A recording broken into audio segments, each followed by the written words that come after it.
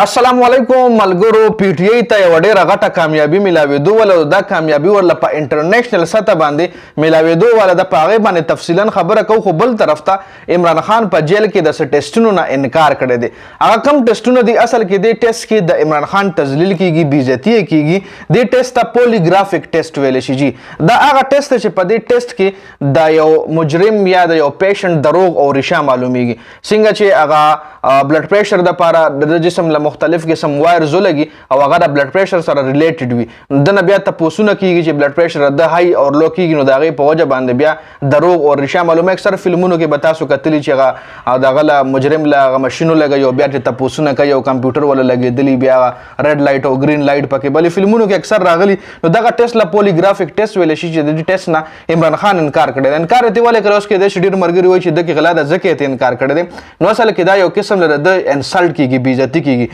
بیزتی څنګه کیږي عمران خان ولا صفال الفاظو کې ویلي دي چې وروره که دا ټیسټ مو بل چا لکړي نو صحیح ده بیا یې معلومه کوي تر اوسه نواز شریف ګرفتار شوی که هغه له مو دا ټیسټ کړي نو معلومه کوي زرداری ګرفتار شوی دی که هغه له مو دا ټیسټ کړي معلومه کوي مریم نواز ګرفتار شوی دی که هغې له مو دا ټیسټ کړي نو معلومه کوي نو دې ځای کې ولا عمران خان صفال الفاظو کې ویلي دي که چېرې هغوی له تاسو دا ټیسټونه کړي نو راشئ معلومه کوي چې له مو نه دي کړي معلومه هم نه کوئ ما دومره غټ څه جرم کړی چې تاسو ماله دا پولیګرافیک ټیسټ کوئ نو ځکه عمران خان د دغه ټیسټ نه انکار کړی دی جی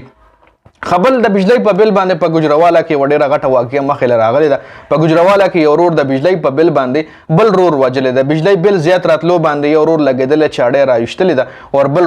بل رور وجلې ده قتل کړی ده هر څه چې کوم دی د مهنګۍ د لاسه دي نور ملکونه که تاسو ګورئ ای له حکومت دومره فیسلیټیز ورکوي مړه چې بجلی خو د هغوی فری وي ترقي یافته ملکونه درله یادوم او زمونږ په وطن کې هر طرف نه ټینشن دی غریب ته د بجلی بل ټینشن د ګیس بل ټینشن لوډ شیډینګ ټینشن بېروزګاري ټینشن مهنګۍ ټینشن پټرول او غم ټینشن هر طرف له ټینشن دی غریب ته وروره په پاکستان کې نو